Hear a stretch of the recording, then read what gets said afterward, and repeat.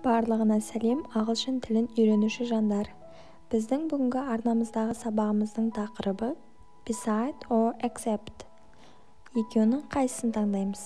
Яғни мағыналары бірдей, тек қана қолданылулары бөлек сөздердің сіздерге қалай сөйлем барысында келетіндігі, қалай құралатындығы жайлы түсіндіріп өтетін боламыз. Beside or except сөздері қазақ тіліне сонымен қатар, бірге немесе басқа деген сөздер арқылы аударылады.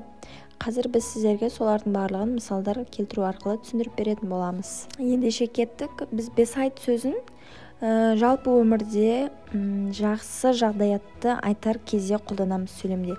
Яғни сіз қосымша бір нәрсені сонымен қатар мен осындай нәрсені білемін деген сияқты іс-қимылды айтатын кезде сіз осы beside сөзін қолданасыз. Яғни өзіңіздегі жақсы, жағымды жағдаятты айтатын кезде осы beside сөзін қолданамыз. Мысал келтіріп түсіндіретін болсақ, besides two foreign language, I know English.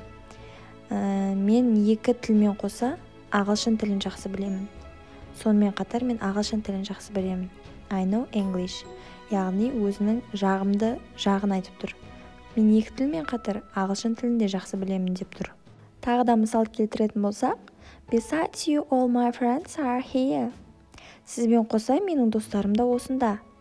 Яғни бірге, басқа, сонымен қатар деген сөз арқылы қолданылатын сөз екені осындай сөйлемнен көрініп тұр. Сізбен қоса менің де жақын достарым осында. Жалпы beside сөзі осылай жағымды іс-әрекеттерді қосымша сіздің бір дүниені білетіндігіңіз жайлы сөйлемде қолданылады.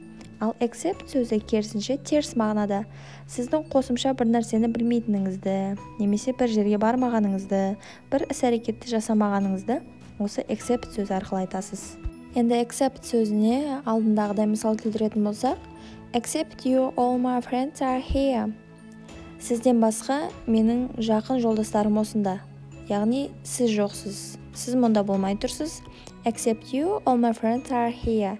Сізден басқа менің жолдастарым осында. Теріс мағынада қолданылып тұр. Келесі мысалымыз, except two foreign language, I know English. Мен екі шетел тілінен басқа ағылшын тілін білемін.